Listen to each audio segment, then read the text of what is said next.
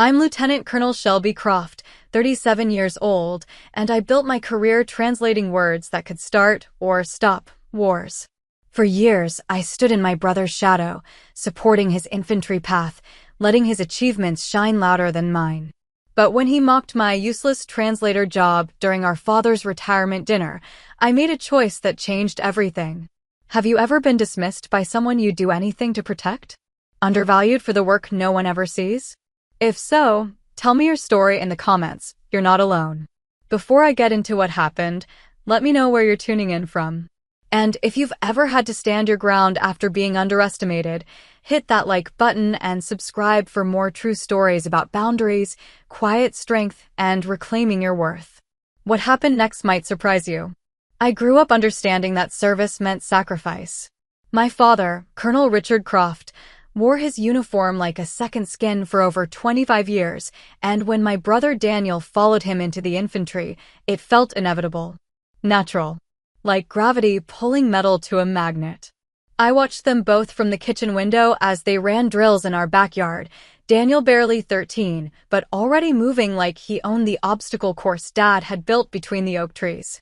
They'd come inside smelling like sweat and summer grass, talking about maneuvers and formations, their voices overlapping in a language I didn't yet speak. I wanted to be part of that world. Not standing at the window, but inside it. When Daniel enlisted at 18, I was 15 and already studying Arabic at community college. Mom thought it was a phase.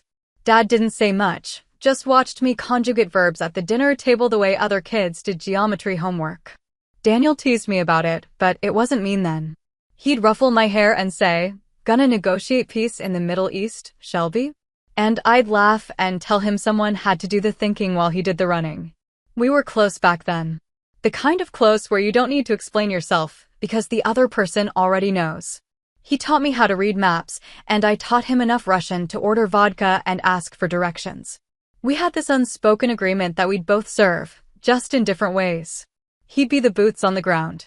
I'd be the voice that made sense of the noise. I entered the Defense Language Institute at 19, right after finishing my bachelor's degree.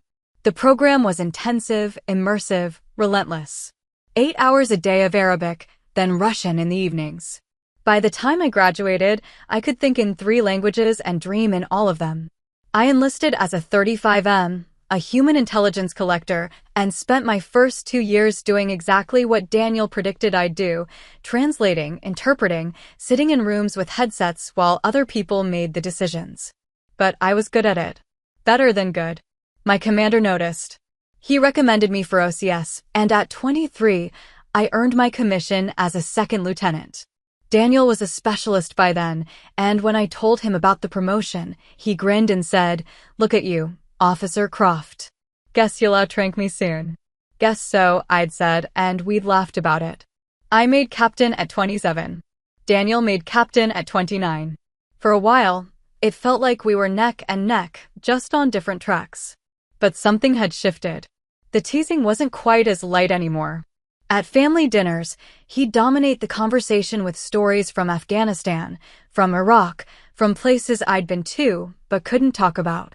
When I mentioned working with coalition linguists or briefing senior officers, he'd smile and say things like, "Must have been rough.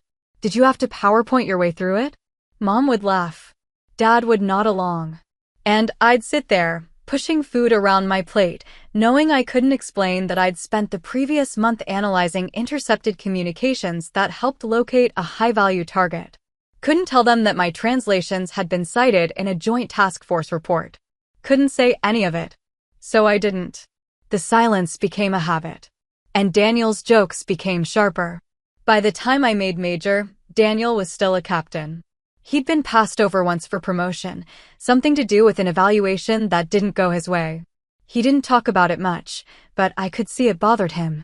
At my promotion ceremony, he showed up in dress uniform, stood in the back, and left before the reception. Mom said he had duty. Dad said he was proud of both of us. Neither of them asked why he hadn't stayed. I wanted to reach out, to tell him it wasn't a competition, but every time I tried, the words stuck. And every time we were together, he'd find a way to make it clear that what I did wasn't quite real. Not like what he did. Not like actual combat. You're doing important work, he'd say, in that tone people use when they're trying to be supportive, but don't really mean it. Someone's gotta handle the paperwork. I'd smile and change the subject. Colonel Harland Pierce, my senior officer, once told me that the best intelligence work is the kind no one knows about. You don't do this job for recognition, Croft, he said. You do it because it matters. And if you're doing it right, no one will ever know how much. I believed him. I had to. But it didn't make the family dinners any easier. Daniel got married that year to a woman named Jenna, someone he met during his second deployment. She was sweet, civilian, worked as a nurse. At their wedding, during his toast, he thanked everyone who'd supported him through the hard times, through the deployments, through the things that real soldiers face. He didn't mention me specifically, but when people asked what I did, he'd say intelligence. She sits in an office and listens to recordings. Jenna would look at me apologetically. I'd smile and nod. It was easier than explaining. By then, I was working in a joint operations center, part of a team analyzing signals intelligence from Eastern Europe. The job was demanding, high stakes, and entirely classified. I'd leave work at 1800 hours most days, drive home to my apartment, and decompress by running or reading or doing anything that didn't involve thinking in multiple languages at once. I loved the work. I was good at it. And I knew it mattered. But Daniel didn't see that. He saw someone who wore a uniform but never got dirty. Someone who got promoted without, in his mind, earning it the way he had. I stopped trying to convince him otherwise. Dad's retirement ceremony was scheduled for a Saturday in late September. The weather was perfect, crisp and clear, the kind of day that makes you grateful to be alive. The ceremony itself was formal, traditional, full of speeches about honor and service and legacy. Dad stood there in his dress blues, stoic as ever, while a 2-star general pinned his retirement insignia and thanked him for his decades of dedication. Afterward, we went to a restaurant downtown, one of those places with white tablecloths and a wine list thicker than a field manual. The whole family was there, Mom, Daniel, Jenna, a few of Dad's old army buddies, and me. The conversation flowed easily at first, stories about old deployments, jokes about the changes in the army since Dad's time, toasts to his service. Then Daniel stood up. He raised his glass, smiled at the table, and said, "Here's to Dad, the soldier who actually fought." Not everyone who plays with headsets and coffee cups can say that. The table erupted in laughter. A few people clapped. Someone said, "Here, here." I kept my face neutral, smiled politely, and sipped my water. But something inside me cracked. Because just 2 weeks earlier, I'd been in a secure facility outside Washington, headset on, listening to a recorded call between a Russian intelligence officer and an Iraqi intermediary. The initial translation, done by a contractor, had been wrong. Not slightly wrong. Catastrophically wrong. The kind of wrong that, if acted upon, could have triggered a diplomatic crisis or worse. I'd caught it, corrected it, resubmitted the analysis, and quietly, without fanfare, prevented what could have been a significant escalation. But I couldn't tell Daniel that. Couldn't tell anyone at that table. So I smiled. And I let him have his moment. The disrespect didn't start suddenly. It accumulated over years, like sediment building at the bottom of a river, layer upon layer, until one day you look down and realize the water's not clear anymore. When we were younger, Daniel's teasing was affectionate. He'd joke about my textbooks, my flashcards, the way I'd practice pronunciation while doing dishes. But somewhere along the way, affection curdled into dismissal. And I watched it happen without knowing how to stop it. After I made captain, the dynamic shifted. Family dinners became performances where Daniel held court, recounting patrol stories, firefights, close calls. He had a gift for storytelling, a way of making you feel like you were there with him, crouched behind a Humvee or clearing a building room by room. People listened. People asked questions. And when they did, he leaned back in his chair, confident, assured, the center of gravity in any room. I'd sit quietly and let him talk. When someone asked what I did, the energy would shift. Daniel would jump in before I could answer. "Shelby's in intelligence," he'd say. She translates stuff. It's important work, just not, the kind that gets your boots dirty. He'd smile when he said it, like it was a compliment. Mom would try to steer the conversation elsewhere. Dad would nod and change the subject. And I'd feel that familiar tightness in my chest, the one that said, don't engage. Don't explain. It's not worth it. But it was worth it. I knew it was. I just couldn't prove it. One evening, about 6 months before Dad's retirement, we were all at my parents' house for Sunday dinner. Daniel had just returned from a rotation in Poland, part of a NATO training exercise, and he was in high spirits. Jenna sat beside him, laughing at his jokes, her hand resting on his arm. Dad grilled steaks on the back patio while Mom set the table. It was the kind of scene that should have felt warm, familial, easy. But I felt like an outsider. Daniel was talking about the exercise, about live-fire drills and coordination with Polish infantry units. Someone asked if I'd ever deployed overseas, and I said yes, I'd been to Qatar, to Djibouti, to Germany on temporary assignments. Daniel laughed. Germany. That's basically a vacation. I was working joint operations, I said evenly. Coordinating with coalition partners. Right. Coordinating. Must have been intense. Did you conjugate some verbs together? The table laughed. Even Dad cracked a smile. I didn't respond. Just cut my steak and chewed slowly. Later, after dinner, I helped Mom with the dishes. She didn't say anything at first, just handed me plates to dry while she scrubbed. Finally, she spoke. Daniel doesn't mean anything by it, she said softly. I know. He's proud of you. He just doesn't know how to show it. I set a plate down carefully. If that's what pride looks like, I'd hate to see disapproval. Mom sighed. He's been under a lot of stress. The promotion board didn't go his way, and I think he's struggling with that. That's not my fault. I'm not saying it is. We finished the dishes in silence.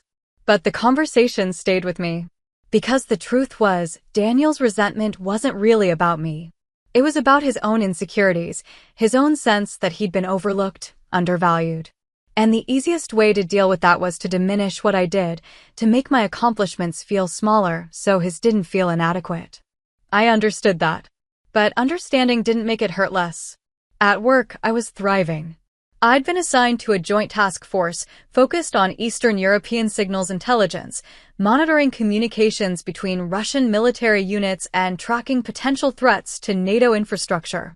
The work was demanding, technical, and required not just linguistic fluency, but cultural understanding, the ability to read between the lines and catch what wasn't being said.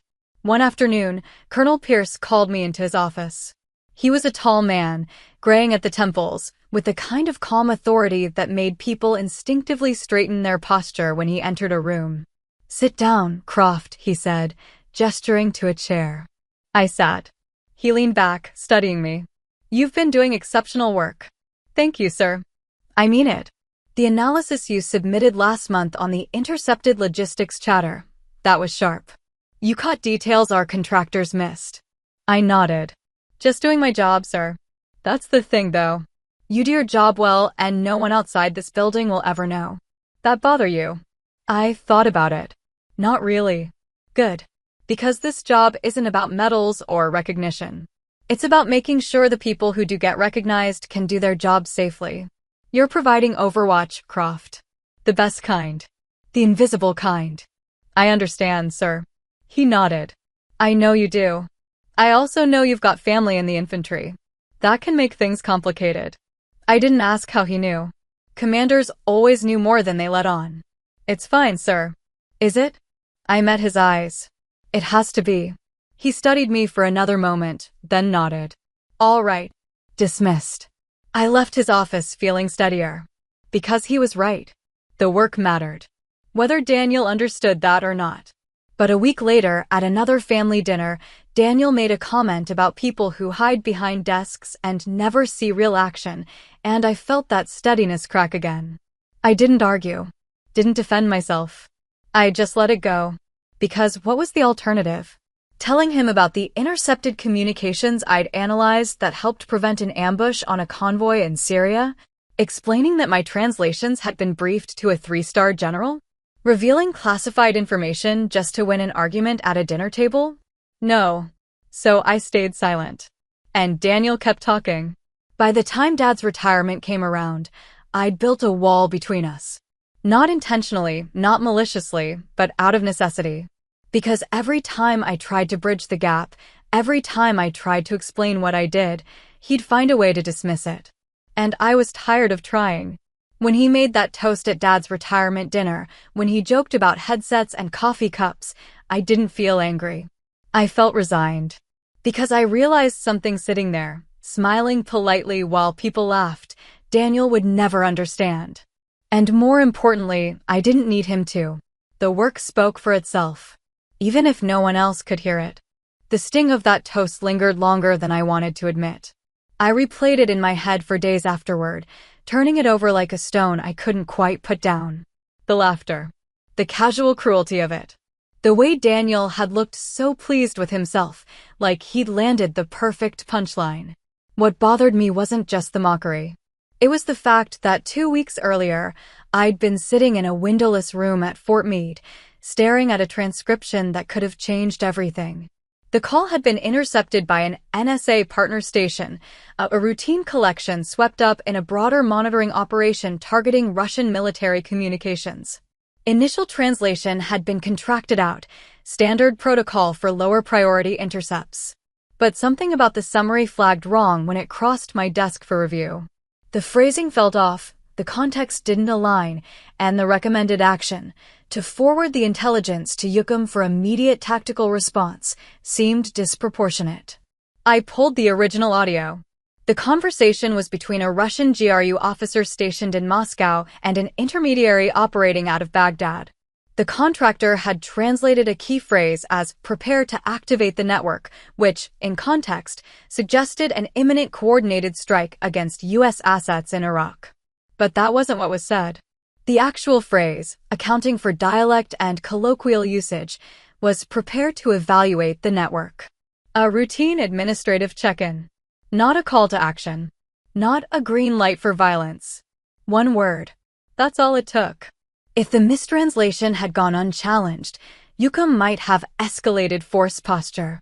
Troops might have been mobilized. Diplomatic channels might have been burned.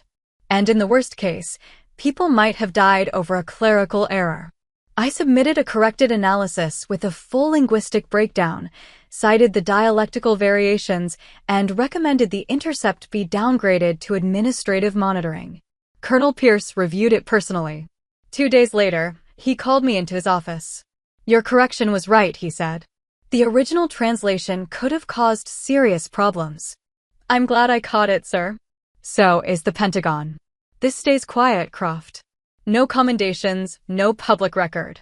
But people at the top know what you did. I nodded. That was how it worked in intelligence. You did the job, and if you did it right, no one ever knew there'd been a problem in the first place. Understood, sir.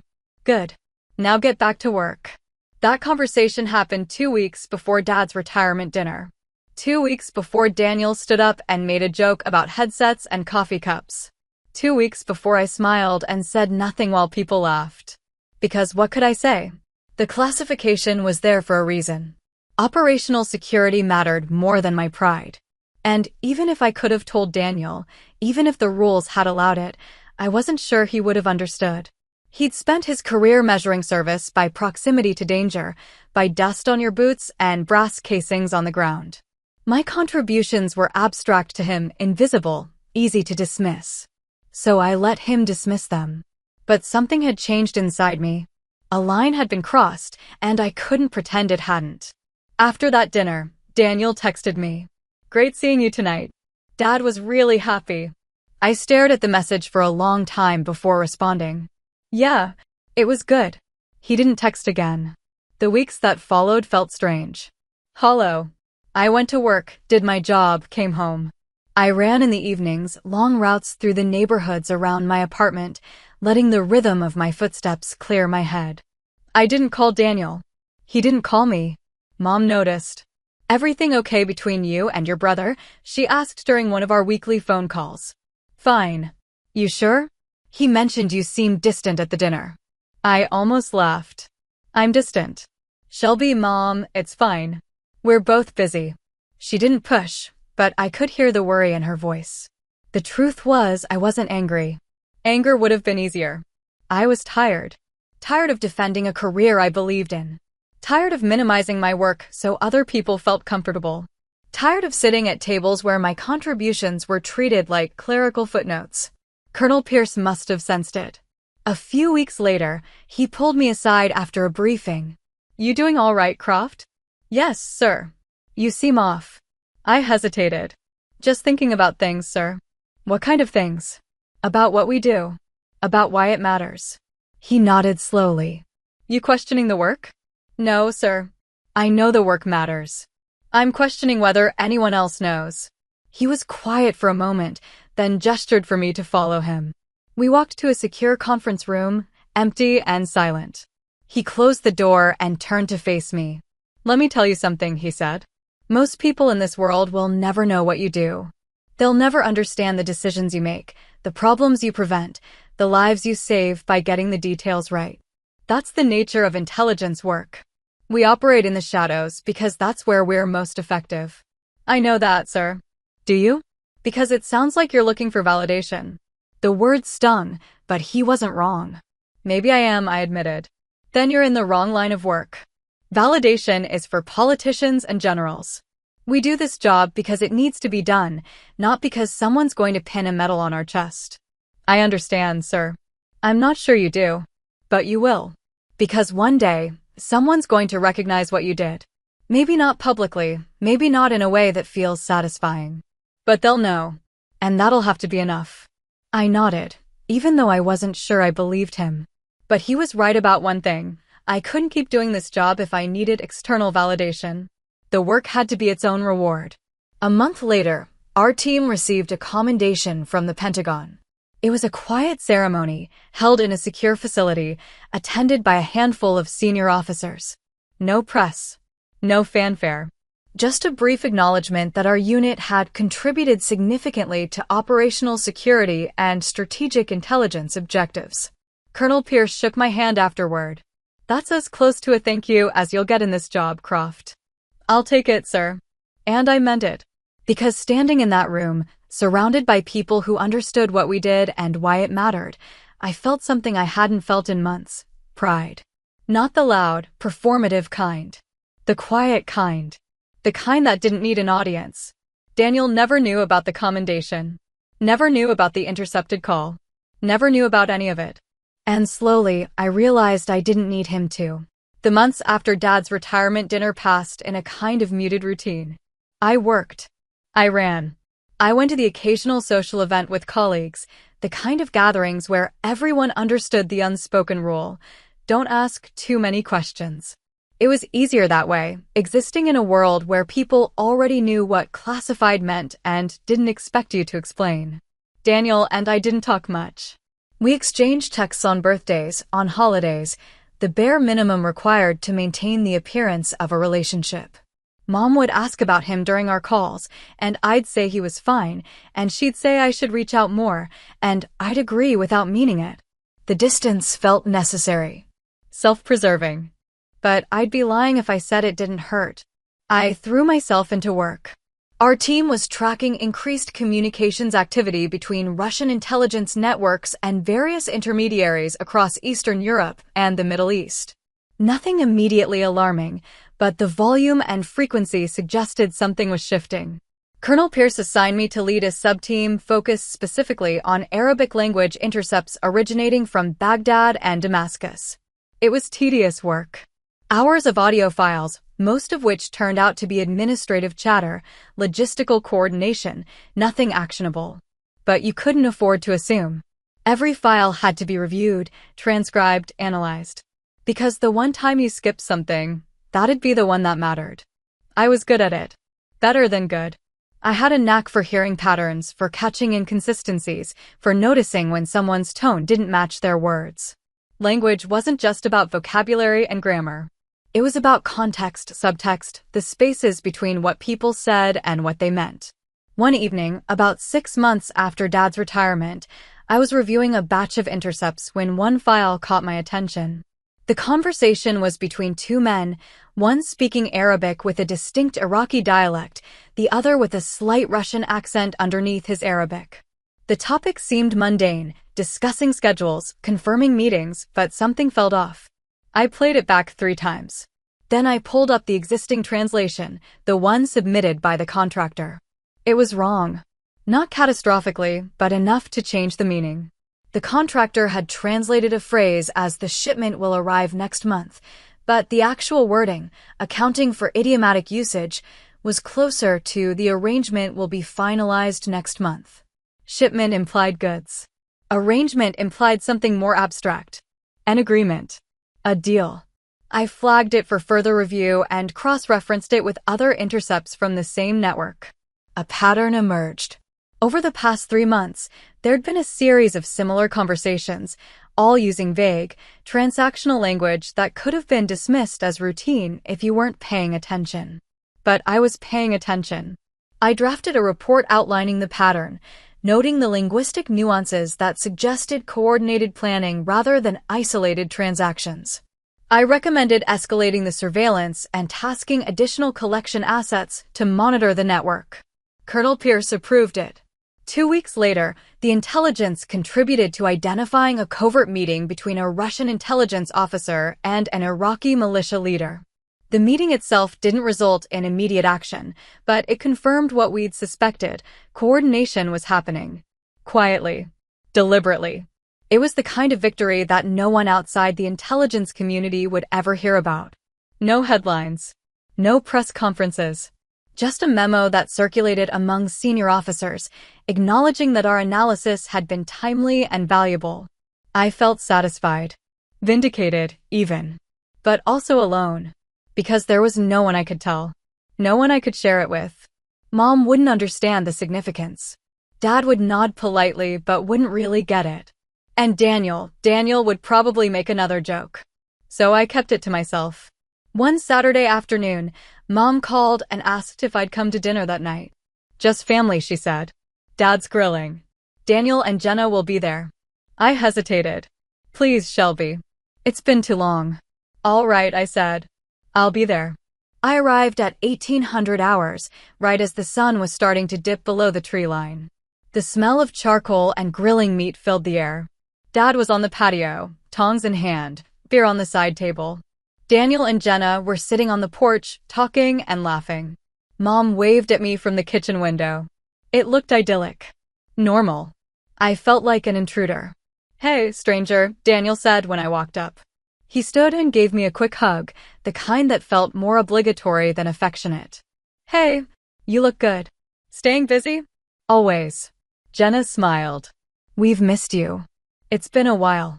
"Yeah, work's been intense." Daniel grinned. Still translating the world into submission? There it was. That edge. Playful on the surface, cutting underneath. I smiled. Something like that. Dinner was fine. We ate steak and corn and talked about safe topics: Jenna's job, Mom's garden, a trip Dad was planning to visit an old army buddy. I contributed when appropriate, laughed when expected, and mostly stayed quiet. At one point, Daniel started talking about a training exercise he'd participated in, something involving coordinated maneuvers with an armored unit. He was animated, engaged, clearly proud of the work he'd done. Dad asked questions. Mom listened attentively. Jenna squeezed his hand. I felt invisible. After dinner, I helped Mom clear the table. She was unusually quiet, her movements precise and deliberate. "You and Daniel seem distant," she said finally. "We're fine." "Shelby, Mom, really? We're fine. We're just different people doing different jobs." She stopped washing a plate and looked at me. "He loves you. You know that, right?" "I know." "Then why does it feel like you're both trying so hard not to be in the same room?" I didn't answer right away. Because the truth was complicated. Daniel did love me in his own way. But he also resented me. And I'd stopped trying to reconcile those two things. "It's just how things are right now," I said. Mom sighed. "I wish it were different." Me too. But I wasn't sure I meant it. Later, as I was leaving, Daniel walked me to my car. "You okay?" he asked. "Yeah. Why?" "You just seem I don't know. Off. I unlocked the car and opened the door.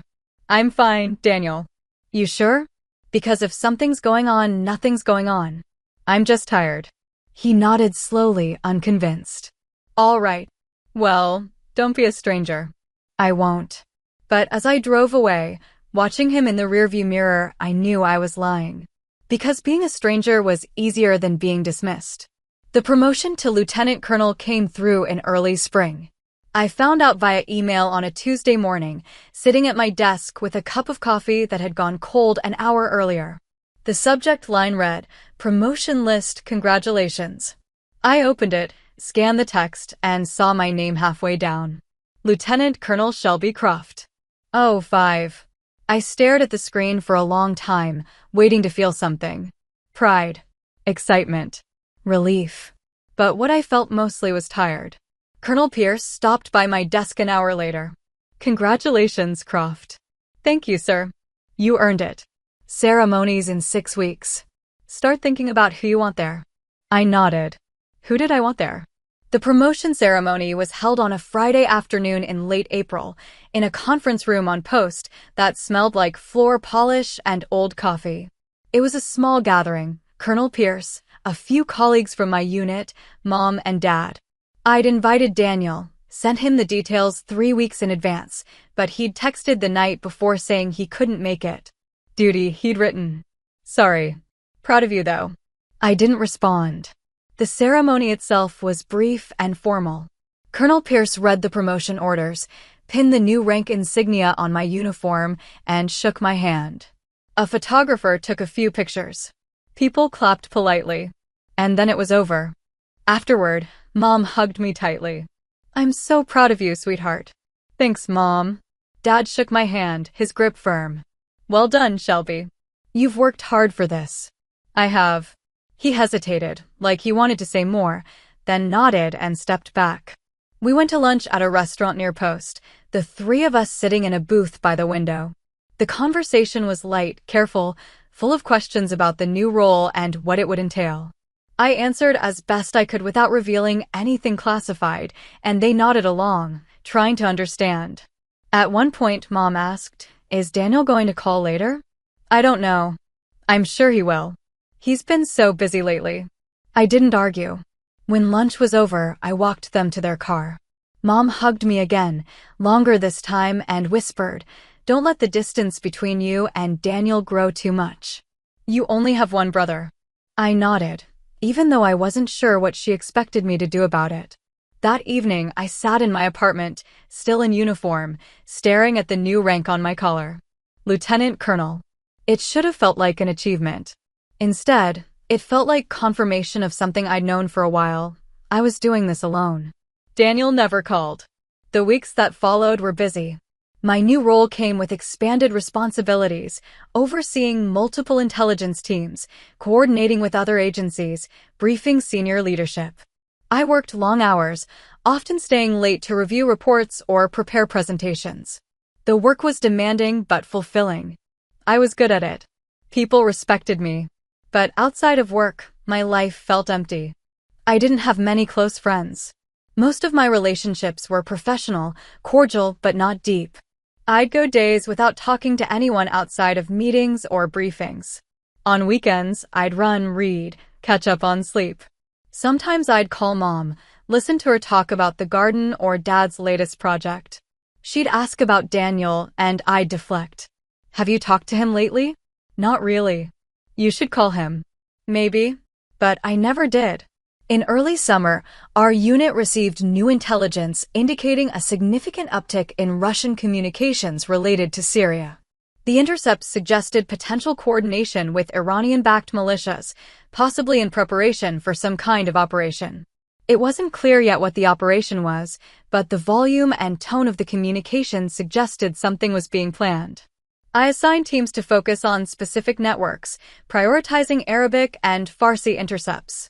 We worked around the clock, sifting through audio files, building link diagrams, trying to piece together the bigger picture.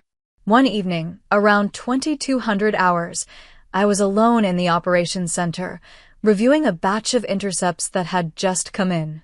Most of it was routine, logistical coordination, personnel movements, nothing immediately actionable.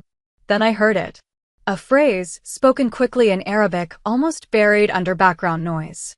The timeline has moved forward. I replayed the file. The speaker was Iraqi, mid-30s based on vocal patterns, talking to someone off mic. The context was vague, but the phrase itself was specific. Timelines don't move forward unless something's changed. Unless someone's decided to accelerate. I pulled up the metadata. The call had been intercepted 3 days earlier, flagged as low priority by the initial screener. But combined with other intercepts from the same network, it wasn't low priority at all. It was a warning. I drafted an urgent report, flagged it for immediate review, and sent it up the chain. Colonel Pierce called me at 0200 hours. Your analysis is solid, Croft. We're escalating this. Get some sleep. You've done your job. I tried to sleep, but my mind wouldn't stop. Because I knew what this meant. Somewhere, people were making decisions based on the intelligence we'd provided. Plans were being adjusted.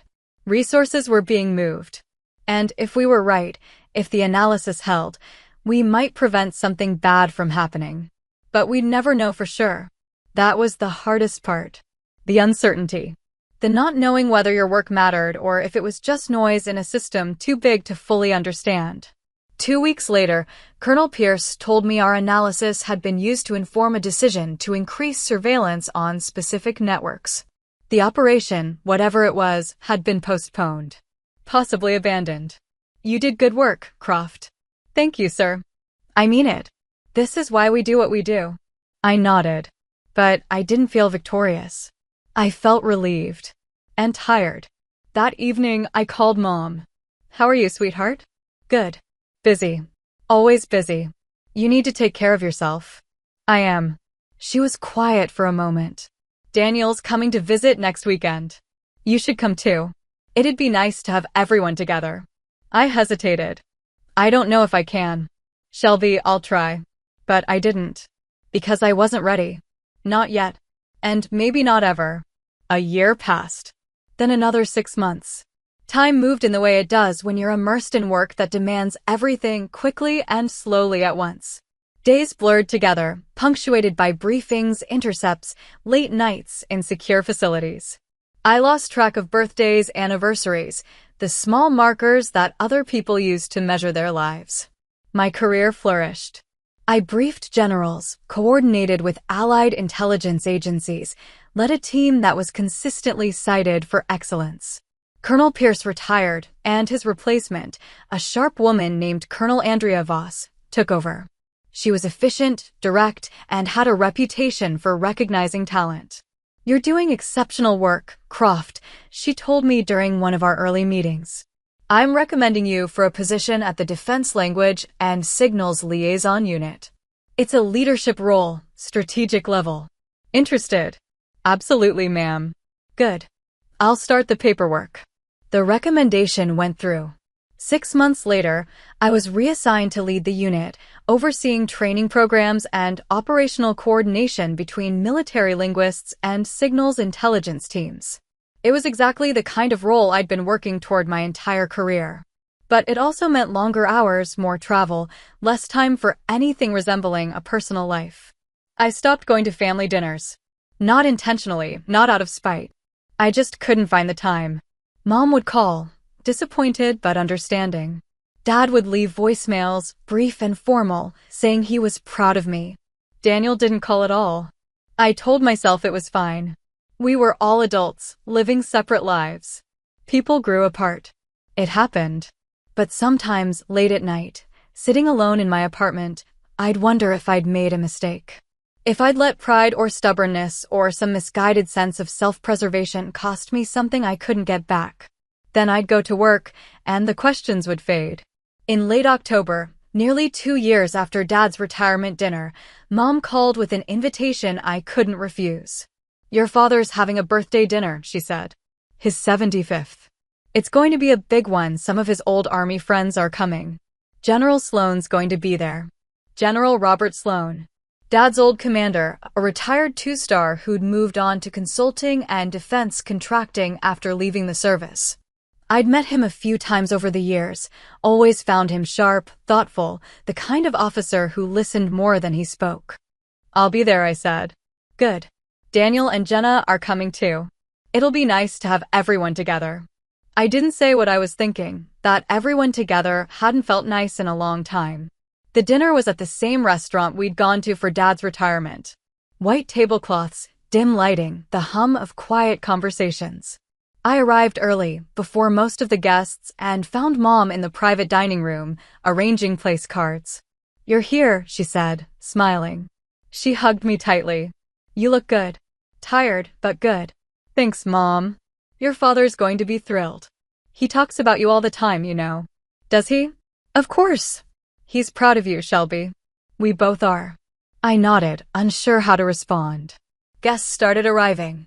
Dad's old army buddies, men in their 60s and 70s, some still fit and sharp, others showing the wear of decades. They greeted me warmly, asked about my work in the vague way people do when they know not to pry. I made small talk, sipped water, and waited. Daniel arrived with Jenna just before 1800 hours. He was in civilian clothes, dress slacks, and a button-down, his hair shorter than I remembered. He smiled when he saw me, a careful, measured smile. "Hey, Shelby." "Hey." Jenna hugged me. "It's so good to see you. You look amazing." "Thanks. You too." We exchanged pleasantries, surface-level updates. He'd been promoted to major, was working at Fort Benning now, training junior officers. Jenna was expecting their first child. I congratulated them, and they thanked me, and the conversation felt like something scripted, rehearsed. General Sloan arrived last, a tall man with silver hair and a commanding presence that filled the room even in retirement. Dad greeted him warmly, and they fell into easy conversation, the kind that comes from decades of shared experience. Dinner began. The food was excellent: steaks, roasted vegetables, wine that flowed freely. The conversation was lively, full of stories and laughter. Dad was in his element, surrounded by people who understood the world he'd lived in. Daniel sat across from me, and for the first few courses, we barely spoke. But as the evening wore on, as the wine loosened everyone's tongues, he started talking. "So, Shelby," he said, loud enough for the table to hear. "Still doing the translator thing?" I set my fork down. "I lead the defense language and signals liaison unit now." "Right. That's great. Still a lot of sitting in offices though, right?" A few people chuckled. Jenna touched his arm, a gentle warning. "Something like that," I said evenly. He grinned. "I'm just saying, it's different from what Dad and I did. You know, boots on the ground stuff. Real soldiering." The table went quiet. General Sloan looked at Daniel, then at me, his expression unreadable. I didn't respond. I just picked up my water glass and took a sip. The waiter approached then, a young man in his mid-20s, dark hair and a polite smile. He addressed the table in lightly accented English. "Would anyone like to see the dessert menu?" Then, almost as an afterthought, he switched to Arabic. "Or should I bring coffee first?" The question was casual, reflexive, probably meant for someone else at another table. But I heard it clearly. And without thinking, I responded, "Coffee first, please. Then dessert." In Arabic. Matching his dialect. Natural and fluent. The table went silent. The waiter blinked, surprised, then smiled and nodded. "Of course." I looked up and found General Sloan staring at me. His face had gone very still. "That accent," he said quietly. "I recognized that accent." I didn't say anything. He leaned forward, his eyes locked on mine. "You're the one who intercepted the Moscow call." My heart stopped. Daniel's fork clattered onto his plate. General Sloan continued, his voice low but clear. 2 years ago. Intercepted communication between Moscow and Baghdad. Mistranslation that could have escalated into a serious situation. You corrected it." I swallowed. "Sir, it's all right. I was briefed on it. After the fact. They didn't give me a name, but I know the unit. I know the timeline." He looked at me for a long moment. "It was you." I nodded once. The table was silent. Daniel's face had gone pale. General Sloan turned to him, his expression calm but firm. Your sister prevented a war, son. You might want to rethink the word useless. No one spoke. And for the first time in years, I felt seen. The silence that followed General Sloane's words was absolute. Not the comfortable kind that sometimes settles over a dinner table, but the heavy, suffocating kind that makes every small sound, silverware against china, someone clearing their throat, feel amplified and intrusive. Daniel stared at his plate. Jenna's hand was frozen on his arm. Dad sat very still, his expression unreadable. Mom looked between me and Daniel, her face tight with something I couldn't quite name. Worry, maybe? Or relief. General Sloane picked up his wine glass, took a deliberate sip, and set it down gently. I apologize if I spoke out of turn, Shelby. But I've sat through too many dinners where people who do the real work get overlooked. Figured it was time someone set the record straight. Thank you, sir, I said quietly. He nodded once and turned his attention back to his meal, as if the matter was settled. But it wasn't. Not for Daniel. He sat there, his jaw working, his hands gripping the edge of the table. I could see him trying to process what had just been said, trying to reconcile the sister he thought he knew with the person General Sloane had just described. The muscles in his neck were tense, his breathing shallow. Jenna leaned close to him, murmuring something I couldn't hear. He shook his head slightly, then pushed his chair back and stood. Excuse me, he said, his voice strained. I need some air. He walked out of the dining room, moving quickly, shoulders rigid. Jenna looked at me, her expression apologetic. I'm sorry. He'll be okay. He needs a minute. It's fine, I said. But it wasn't fine. And we both knew it. The conversation at the table resumed, hesitant at first, then gradually picking up momentum. People asked General Sloane about his current work, about his time at Yucum, about anything that wasn't what had just happened. He answered smoothly, steering the discussion back to safer territory. I excused myself a few minutes later and stepped outside. The air was cool, sharp with the first hints of autumn. I found Daniel standing near the parking lot, hands in his pockets, staring at nothing in particular. I walked over slowly, stopping a few feet away. You okay? He didn't look at me. I didn't know. I know. Why didn't you tell me? It's classified, Daniel. I couldn't. But he turned to face me, and I saw something raw in his expression. Confusion. Shame. I said all those things. For years. And you just let me. What was I supposed to do? Break operational security to win an argument? No, but he rubbed his face with both hands. God, Shelby. I feel like an idiot. You're not an idiot. Yes, I am. I spent years making jokes about your job, about what you do, and the whole time he stopped, unable to finish the sentence. I waited. I thought you had the easy gig, he said finally. Sitting in offices, translating stuff. I thought I was the one doing the hard work, the dangerous work. But he shook his head. You stopped a war. It wasn't just me. It was a team effort. Don't do that. Don't minimize it. I'm not minimizing it. I'm being accurate. He looked at me for a long moment, then laughed, a short, bitter sound. I've been a terrible brother. You've been dealing with your own stuff. That's not an excuse. I'm not saying it is.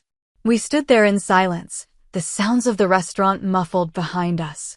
I'm sorry, he said finally. I'm really sorry. I know. No, I mean it. I should have, he stopped, struggling. I should have respected what you do. I should have trusted that it mattered, even if I didn't understand it.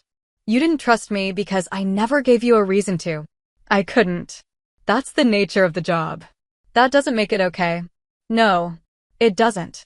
He was quiet for a moment, then said, Are we okay? You and me. I thought about it. About the years of small cuts, the accumulated weight of being dismissed and underestimated. About the silence I'd chosen, the walls I'd built. About whether any of it could be undone. I don't know, I said honestly. He nodded, like he'd expected that answer. What do I need to do? Just stop. Stop making jokes. Stop acting like what I do doesn't matter. I don't need you to understand it. I just need you to respect it. I can do that. Can you? Yes. He met my eyes. I can. I will. I wanted to believe him. But trust, once broken, Doesn't repair overnight. Okay, I said. We stood there a little longer, neither of us quite ready to go back inside. Finally, Jenna appeared in the doorway, her silhouette backlit by the restaurant's warm glow. You two good? She called. Yeah, Daniel said. We're good. We walked back inside together. The dinner continued, the tension from earlier gradually dissipating. General Sloan told stories about Dad's early career, about operations in places I'd only read about, and everyone laughed and listened. Dad looked content, surrounded by people who understood the life he'd lived. At one point, he raised his glass. To family, he said. And to service. In all its forms. Everyone drank. I glanced at Daniel. He was looking at me, his expression serious. He raised his glass slightly, a small acknowledgement. I raised mine in return. After dinner, as people were saying their goodbyes, General Sloan pulled me aside. I hope I didn't cause problems, he said. You didn't. Your brother needed to hear it. Sometimes people need a wake-up call. I appreciate it, sir. He smiled. You're doing important work, Shelby. Don't let anyone convince you otherwise. Not even family. I won't. He shook my hand, firm and respectful, and left. I drove home that night with the windows down, letting the cool air clear my head. I thought about what General Sloan had said, about what Daniel had said, about whether anything had actually changed. I didn't have answers yet, but for the first time in a long time, I felt like maybe there was a path forward. A way to rebuild something that had been broken. It wouldn't be easy. It wouldn't happen overnight. But it was possible. And that was enough. The weeks after Dad's birthday dinner felt strange. Tentative. Like we were all trying to figure out how to interact with each other without the old scripts, the old dynamics. Daniel texted me a few days later, nothing profound, just, hope work's going well. I responded, you too. Small steps. Careful. Mom called, as she always did, but this time her voice carried something different. Relief, maybe. I'm glad you and Daniel talked, she said. We did. He's been different since that night. Quieter. Thinking about things. That's good. Is it okay between you two now? I don't know yet, Mom. But it's better than it was. She seemed satisfied with that answer. Work continued at its usual relentless pace. The Defense Language and Signals Liaison Unit was expanding, taking on new training programs and operational partnerships. I spent my days in meetings, reviewing curricula, coordinating with other agencies. The work was challenging, strategic, exactly what I'd trained for. Colonel Voss called me into her office one afternoon in early November. Sit down, Croft. I sat. She leaned back in her chair, studying me with that appraising look she had. I've been reviewing the unit's performance metrics. You've done exceptional work here. Thank you, ma'am. I'm recommending you for promotion to Colonel. You've earned it. For a moment, I couldn't speak. Colonel. Oh, 6. The rank Dad had retired at. The rank that felt, in some way, like validation of everything I'd worked for. I don't know what to say, ma'am. Say you'll accept it. I will. Absolutely. She smiled, a rare expression from her. Good. The board meets in 3 months. I expect you'll be selected. Start thinking about what comes next. What came next? I'd been so focused on the present, on surviving each day, each mission, that I hadn't thought much about the future. About where this career would take me. About what I wanted beyond the next rank, the next assignment. That evening, I called Dad. Colonel Voss recommended me for promotion, I told him. To Colonel. There was a pause, then his voice, steady and proud. That's outstanding, Shelby. Your mother and I are very proud of you. Thanks, Dad. You've accomplished more than most people do in twice the time. You should be proud of yourself. I am. I think. He chuckled softly. It's okay to be proud. You've earned it. We talked for a while longer, about logistics, about the timeline, about nothing in particular. When we hung up, I sat in my apartment, staring at the walls, and let myself feel it. Pride. Relief. Something close to contentment. The next morning, Daniel called. Hey, he said. Dad told me about the promotion. Congratulations. Thanks. Colonel Croft. That's impressive. It's just a rank. No, it's not. It's recognition. It's proof that you're damn good at what you do." I didn't know how to respond to that. This version of Daniel, earnest, supportive, was unfamiliar. "I appreciate that," I said finally. "I mean it, Shelby. I know I didn't always see it. But I do now." "Okay. I've been thinking a lot since Dad's dinner. About what General Sloan said. About what you do. And I realized I never asked you about it." "Not really. I just assumed. You couldn't have asked. Most of it's classified." "I know. But I could have respected it. I could have trusted that it mattered, even if I didn't understand it." "You're saying that now." "I know. And I know it doesn't undo the past. But I'm trying, Shelby. I want to do better." I believed him. Or at least, I wanted to. "Okay," I said. "We'll figure it out." "Yeah, we will." After that, things shifted. Slowly. Daniel started texting more regularly, asking about work in the vague way you do when you know not to pry, sharing updates about his life, about Jenna's pregnancy. I responded, cautiously at first, then with more ease. We weren't back to where we'd been as kids, but we were building something new. Something that felt more honest. The promotion board met in January. I was selected.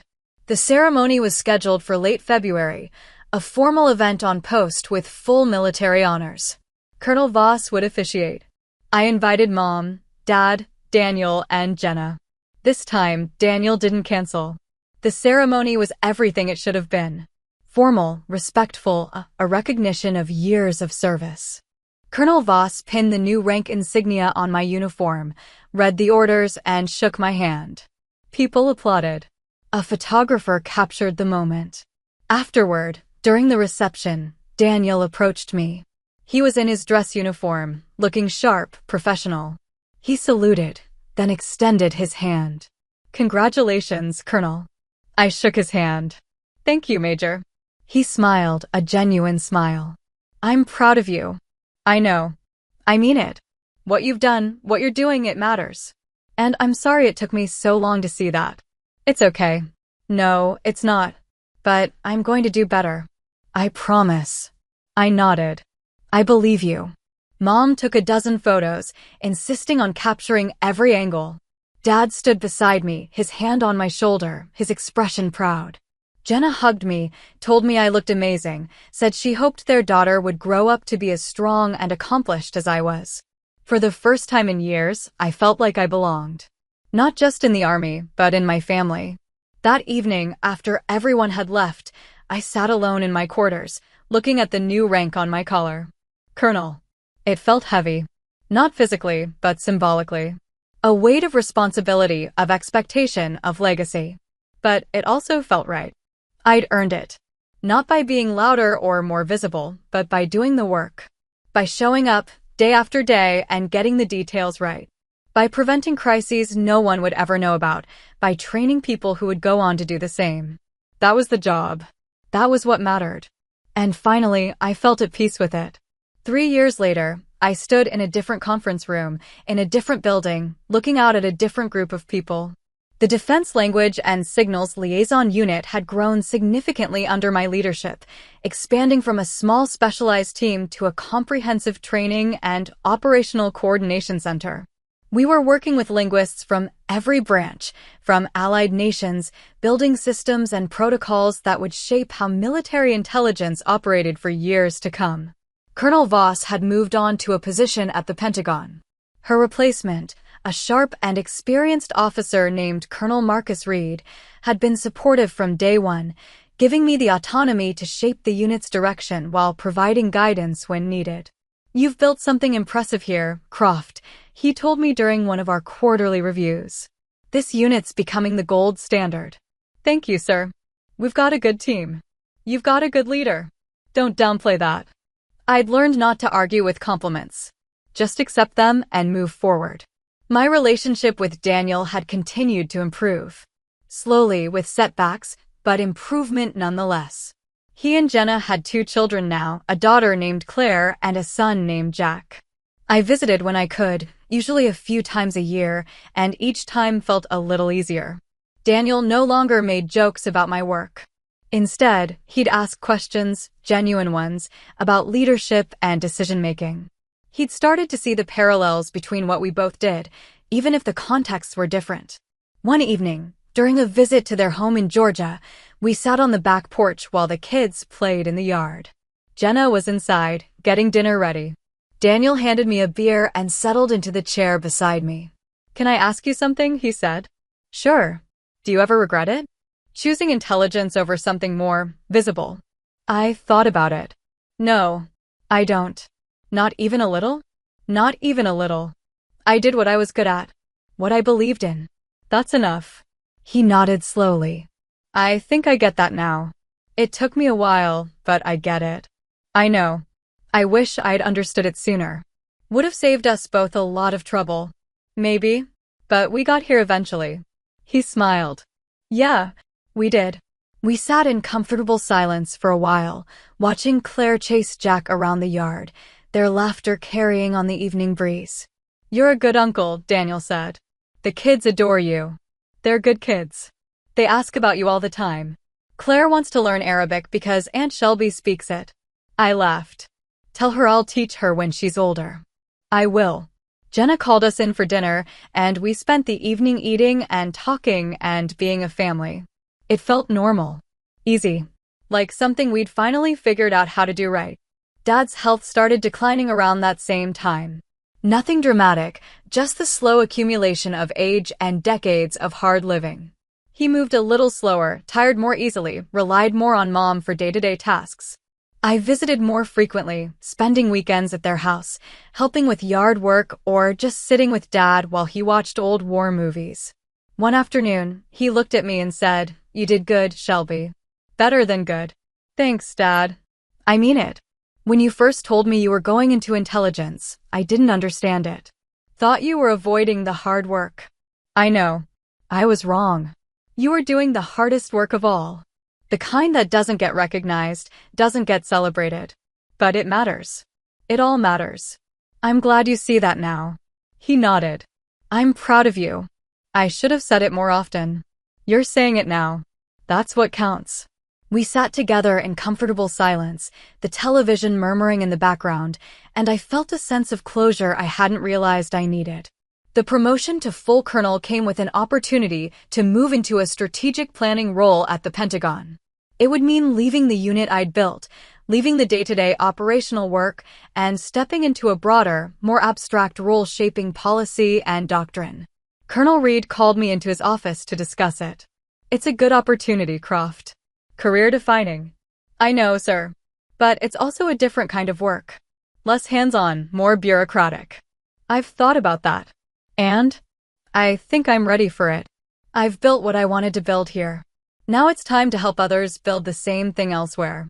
He smiled. "That's the right answer. I'll support the move." The transition took 6 months. I handed over leadership of the unit to a capable officer I'd mentored, Major Sarachin, and watched as she took the reins with confidence and skill. It felt good, knowing the work would continue, that the foundation I'd laid would support the next generation. My first day at the Pentagon was overwhelming. The building was massive, a labyrinth of hallways and offices and conference rooms. I spent the morning getting oriented, meeting colleagues, trying to absorb the sheer scale of the operation. But I adjusted. I always did. The work was different, as Colonel Reed had warned. More meetings, more memos, more coordinating with people who'd never been in the field. But it was important work. Shaping how the military thought about language, about intelligence, about the invisible infrastructure that kept operations running smoothly. I was good at it. And slowly, I built a new kind of career. One that wasn't about individual missions or specific intercepts, but about systems and strategy, about creating frameworks that would outlast me. Some wars are fought with weapons. Others are prevented with words. Mine just happened to end before it began. That's what I told a group of new linguists during a training session at the Defense Language Institute, years after I'd first walked through those same doors. They were young, eager, uncertain about what they'd signed up for. I saw myself in them, that mix of ambition and anxiety, the desire to prove themselves in a job they didn't yet fully understand. "You're going to do work that no one will ever know about," I told them. You're going to prevent crises that never make the news because you stopped them before they started. You won't get medals. You won't get recognition. But you'll know. And that'll have to be enough. One of them, a young woman in the front row, raised her hand. How do you deal with that? With no one knowing? I smiled. You find your validation in the work itself. In knowing you got the details right. In knowing that somewhere, because of something you did, someone's safer. Someone's alive. That's the job. And it's worth it. She nodded, still uncertain, but I could see her processing it. After the session, I walked through the campus, past the buildings where I'd spent countless hours learning to think in different languages, to hear the world differently. It felt surreal, being back after so many years, seeing how much had changed and how much had stayed the same. My phone buzzed. A text from Daniel. Claire got an A on her Arabic test. She says it's because you taught her counting. Thanks. I smiled and typed back. Tell her I'm proud of her. I will. Love you, sis. Love you too. I stood there for a moment, looking at those words on the screen. Love you too. Simple. True. Hard one. Respect doesn't always come loud. Sometimes it walks into a room quietly, and everyone finally stands still. That's what I'd learned. That's what I'd fought for. Not recognition, not validation from people who would never understand, but respect. From myself. From my family. From the people whose opinions actually mattered. And I'd earned it. Not by being louder or more visible, but by doing the work. Day after day. Getting the details right. Building something that mattered. That was legacy enough. I walked back to my car, the late afternoon sun casting long shadows across the parking lot. Tomorrow, I'd be back at the Pentagon, back in meetings and strategy sessions, shaping the future of military intelligence. But right now, in this moment, I felt at peace. I'd done what I set out to do. I'd served. I'd made a difference. And finally, people knew it. That's my story. If it resonated, tap like, subscribe, and share this with someone whose work is invisible but vital. Your turn, sound off below. Have you ever had to keep a major win quiet because of your job? What's the one skill you have that people underestimate until it matters? How do you handle family who minimize your work? If you were at that dinner, what would you have said to Daniel? Have you ever set a boundary that finally changed the dynamic? Drop your answers in the comments, I read them all. News Stories Weekly.